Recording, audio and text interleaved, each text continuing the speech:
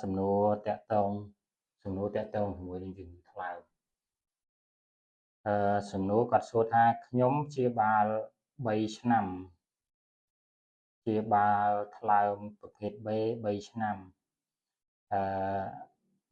រាប់មេរោគអត់មានទេអស់ហើយសម្បកមេរោគនៅ5000ជាងអង្គទីហ្សែន HbA វាទៅជាមានអង្គតិក HbA ជាធម្មតាខ្ញុំទៅប្រឹក្សាជាមួយគ្រូពេទ្យគេឲ្យខ្ញុំអាចប្រឈប់ថ្នាំបានតែបើខ្ញុំអត់ប្រឈប់ថ្នាំបានដែលទេលោកគ្រូព្រោះខ្ញុំដូចជាមិនទុកចិត្តដោយសារនៅមានភាគរយតិចតួចដែលគ្រូពេទ្យថាវានឹងអាចរីករាលឡើងវិញល្អអត់អីទេមិនជាខុសតអីទេយើងអាចប្រើថ្នាំទៀតក៏បានយើងប្រើថ្នាំតអស់នេះទៅប្រើថ្នាំតតាអស់ច្បកវាទៅបើសិនជាយើងមិនទុកចិត្តយើងប្រើថ្នាំតអស់ហើយយើងក៏មិនជាអ្នកខ្សត់ខ្សោយអីដែរយើងប្រើថ្នាំរហូត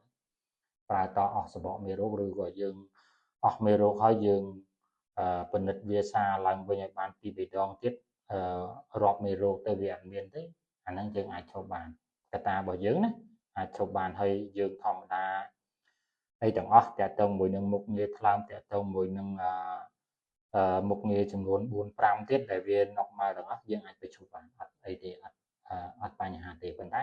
ពីបច្ចុប្បន្នហ្នឹងបងអូនចង់ថាលេបថ្នាំតទៀតអត់អីទេលេបបានណា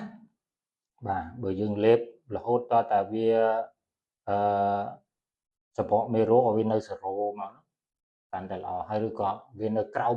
អាហ្នឹងអាចទុកចិត្តច្រើនជាងច្បកមេរោគហ្នឹងឲ្យវាចុះនៅក្រៅ100ទៅអានេះយើងអាចទុកចិត្តច្រើនជាងហ្នឹងហើយជាសំណួរខ្លីៗណាមានការអីចាំសួរតាម Telegram លោកគ្រូទៀតឬក៏សួរតាម YouTube ក៏បានដែរមានលេខ